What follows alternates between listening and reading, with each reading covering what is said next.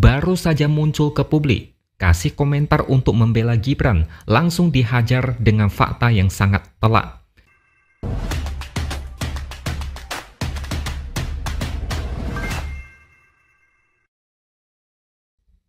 Halo, bertemu lagi dengan saya, X Hardy, di Opini Siwor.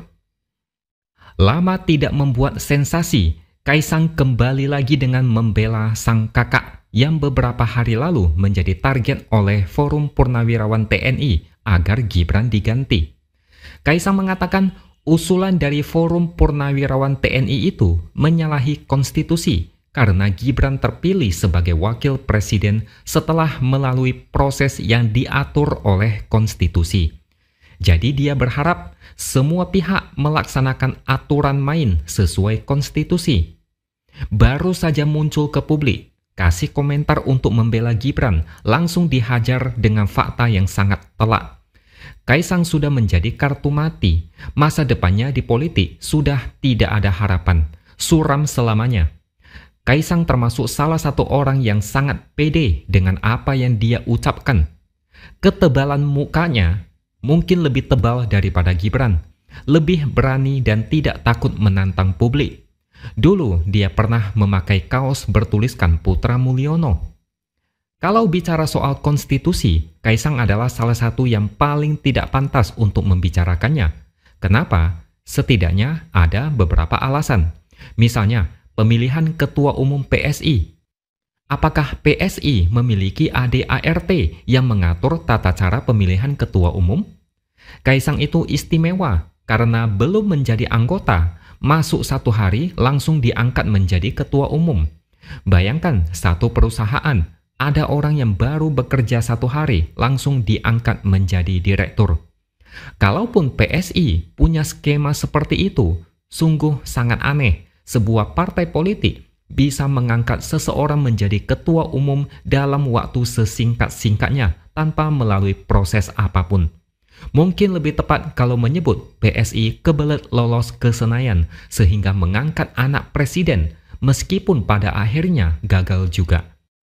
Selain itu, Kaisang juga pernah dikabarkan akan maju di Pilkada Jakarta. Tapi sayangnya, usia masih belum cukup saat hari pendaftaran. Tiba-tiba ada gerakan terselubung untuk mengubah aturan usia calon kepala daerah sesuai dengan putusan dari Mahkamah Agung, yang mana usia calon kepala daerah adalah saat hari pelantikan. Sempat hampir lolos, tapi untungnya didemo habis-habisan dan akhirnya gagal disahkan. Kalau aturan ini gol, bisa jadi Kaisang bakalan maju di Pilkada tahun kemarin. Yang paling jelas adalah ketika Gibran sebenarnya belum memenuhi syarat untuk maju Pilpres karena terhalang usia.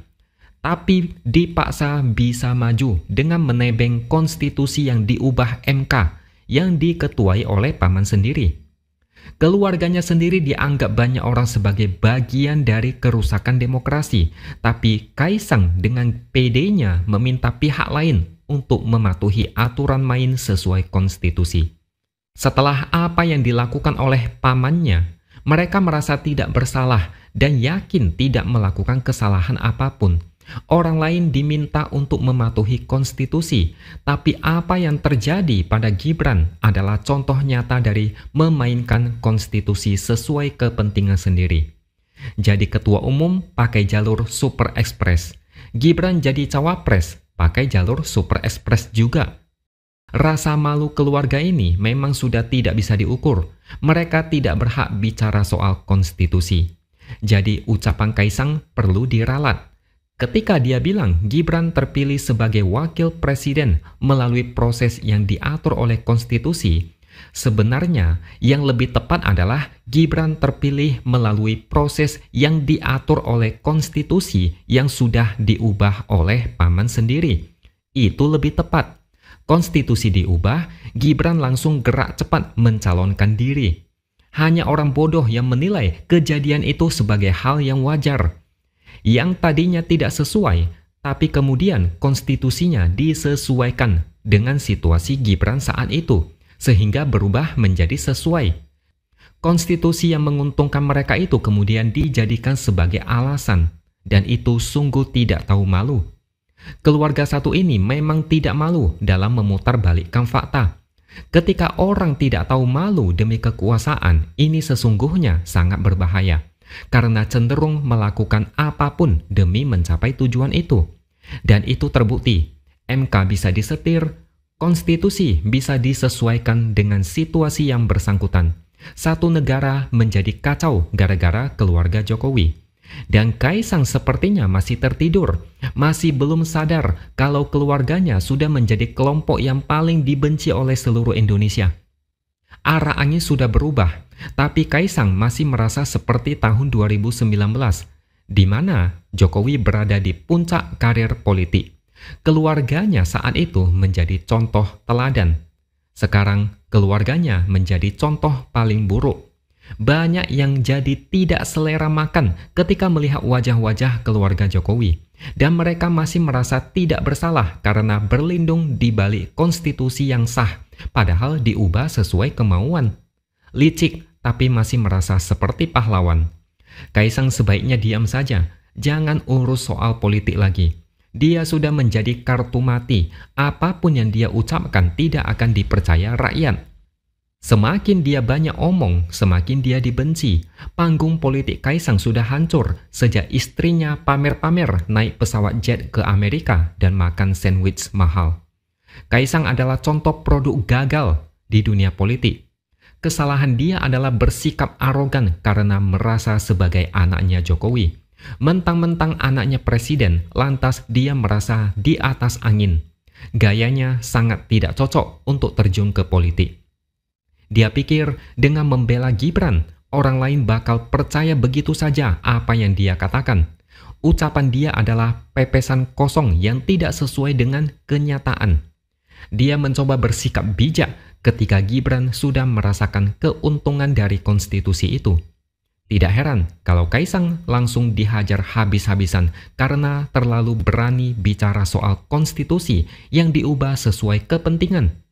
Seperti kata Jokowi yang sempat viral baru-baru ini, "We walk the talk, not only talk the talk." Kalau diterjemahkan artinya kita benar-benar mengerjakan, bukan cuma omon-omon. Tapi faktanya, kalau membahas tentang keluarga Jokowi, ucapan mereka sangat berbeda dengan tindakan. Ngomongnya apa, di belakang malah melakukan hal yang berbeda.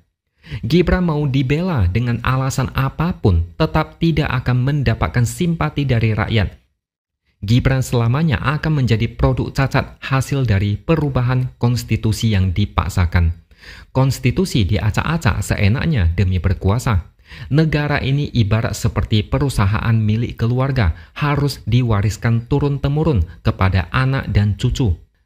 Aturan dikondisikan agar keluarga seolah mendapatkan keuntungan politik secara maksimum.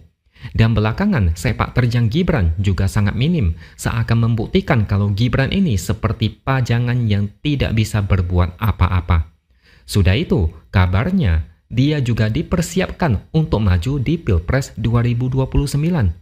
Dan semuanya kembali tergantung rakyat, apakah mau menyerahkan negara ini untuk dipimpin orang seperti dia. Oke, sampai di sini dulu opini dari saya. Subscribe channel ini supaya makin berkembang dan jangan lupa tuliskan komentar di bawah. Terima kasih sudah menonton dan sampai jumpa lagi di lain kesempatan.